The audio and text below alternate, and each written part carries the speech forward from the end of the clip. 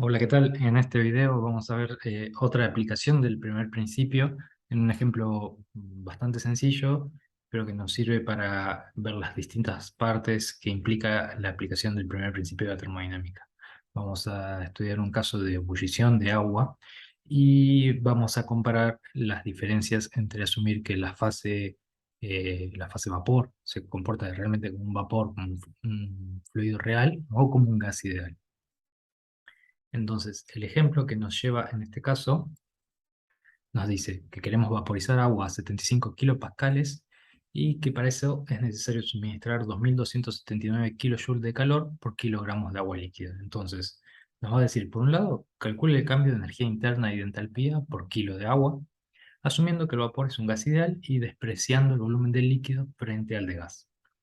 Por otro lado, en un segundo inciso nos dice, utilizando un simulador de procesos, determina el error cometido en las suposiciones anteriores.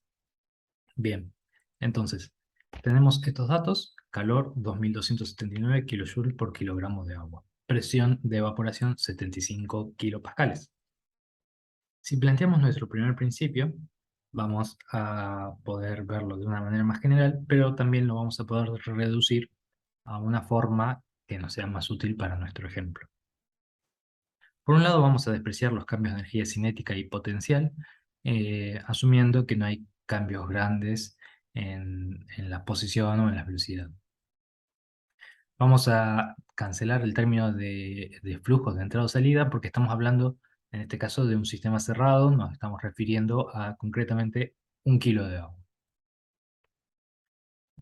Vamos a eliminar el término de trabajo de eje, trabajo en flujo, porque no va a haber partes móviles durante esa evaporación, reduciendo en principio a esta versión de nuestro balance de energía. Así que si la expresamos de manera integral, vamos a poder decir que el cambio de energía interna total va a ser igual a la cantidad de calor total que recibe el agua, menos la integral en el volumen de la presión por el diferencial de volumen.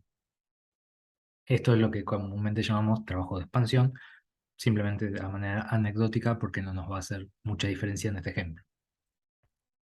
Bien, si consideramos que la presión es constante durante la evaporación, como sucede siempre para un fluido puro, la presión puede salir de la integral y por lo tanto el término de trabajo de expansión nos va a quedar menos P por el delta V. Ese delta V va a ser el volumen del vapor saturado menos el volumen del líquido saturado. Aquí arriba trasladamos nuestro balance y vamos a despreciar el volumen del líquido saturado como nos lo dice la consigna, ¿sí? No necesariamente tiene que ser cierto en principio, pero es una suposición que vamos a hacer en este ejemplo. Entonces, recordando que vamos a suponer que es un gas ideal, podemos decir que presión por volumen es igual al número de moles por la constante de los gases por la temperatura, pero no sabemos la temperatura a la que se va a evaporar el gas. Entonces vamos a hacer uso de la ecuación de Antoine que tenemos para este rango de presiones. Podemos expresarlo de esta manera, o despejando en T de esta segunda forma. Esto nos da que a 75 kilopascales tenemos casi 92 grados de temperatura de saturación, lo que equivale a casi 365 grados Kelvin. Bien, si reemplazamos los datos que sabemos, calor, el número de moles por kilogramo, la constante de los gases, la temperatura de saturación, obtenemos un delta U de 2110.45 kilojoules por kilogramos. ¿Cómo obtenemos el delta H? A partir de su definición, ¿sí? La entalpía es una variable que engloba la energía interna de una corriente y el trabajo que se necesita para desplazar esa corriente, y por lo tanto el delta H va a estar dado por el delta U más el delta de P por B. Como la presión es constante, reiteramos sobre lo anterior, podemos descartar el volumen de líquido y nos va a quedar que el delta U es igual a delta U más P por el volumen de vapor saturado va a ser igual al delta H. Y eso es igual al calor, según lo que ya habíamos expresado antes para el primer principio, ¿no? Entonces, por lo tanto, delta H es igual al calor, que es 2279 kJ por kilogramo de agua. Muy bien. Ahora, cuando nosotros queremos determinarlos para un vapor real, directamente lo que hacemos es buscar cuáles son los valores de energía interna de vapor saturado y de líquido saturado, y lo mismo para la entalpía de vapor saturado y de líquido saturado, y por diferencia obtener el valor real de estas variables. Entonces, vamos a ir a nuestro simulador. Seguimos usando Cape Open Flow Sheeting Environment, ¿sí? Como en los videos anteriores. Vamos a configurar el modelo de vapor de agua, como ya hemos hecho en otros videos. Lo asignamos a las corrientes que incorporemos y ya tenemos cargado nuestro modelo termodinámico, así de sencillo. Entonces, yo voy a poner una corriente. Como tenemos cargado el paquete de agua directamente, la fracción molar de agua sabe que es 100%. Vamos a usar un flujo ficticio. En realidad, como tenemos una cantidad fija, no vamos a tener un flujo, pero es una variable que nos pide el programa.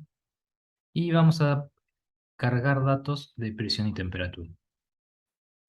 Para la presión voy a seleccionar kilopascales y voy a poner 75. Y para la temperatura, más o menos eran 365 Kelvin, no lo sé con seguridad, pero una vez que la cargo, podemos ir a la sección de resultados de esta corriente, que son todas estas pestañas que se despliegan aquí abajo. Vamos a fracción vaporizada, la seteamos en algún valor entre 0 y 1, cualquiera, incluso pueden ser 0 y 1, para la presión actual de 75 kilopascales, y ahí nos ajusta al valor de temperatura exacto que nos da la saturación, ¿sí? Entonces, de esta manera, podemos ir a propiedades del vapor y a propiedades del líquido, y encontrar la energía interna y la entalpía para cada caso, ¿sí? Aquí está expresada en joule por mol. Yo lo voy a cambiar a kilojoule por kilogramos para que sea comparativa con los datos que ya habíamos obtenido. Kilojoule por kilogramo. Es importante destacar que cada vez que lo cambiemos, por ejemplo, en las propiedades para el vapor, también se cambia automáticamente la unidad para las propiedades del líquido, y además se va a desplegar para todo lo que nosotros estemos simulando. Si tenemos más corrientes, siempre se respeta la misma unidad para el mismo tipo de variable. Entonces, tenemos que para el vapor, la energía interna vale 2496.1342, la entalpía 2662.4115, y alrededor de 384 kJ por kilogramo, tanto para energía interna como para entalpía, para el líquido. Entonces, si nos llevamos esos datos a nuestras expresiones eh, que teníamos cargadas previamente, vamos a encontrar que el delta U para la evaporación es de 2111.8 kJ por kilogramo, 2278 kJ por kilogramo para el delta H. Eso nos da un error en el delta U de menos 0.064%, ¿sí? Y más 0.044% para el delta H. eh, Demostrando claramente que la suposición original de decir que la fase de vapor se comportaba como un gas ideal y que la fase líquida en volumen era despreciable frente a la fase de vapor, es totalmente aceptable para las condiciones, al menos para las condiciones de este ejercicio, que eran de 75 kilopascales. Es una presión por debajo de la atmosférica, en general por presiones debajo de la atmosférica, sobre todo para altas temperaturas. Son suposiciones totalmente razonables, ¿sí? Pero, de todas maneras, aprendimos cómo resolverlo a través de la suposición de gas ideal y a través de la búsqueda de los datos en el simulador de procesos. Es un ejemplo muy sencillo, pero nos demuestra un uso práctico del primer principio aplicado a nuestro simulador de procesos. Bueno, muchas gracias.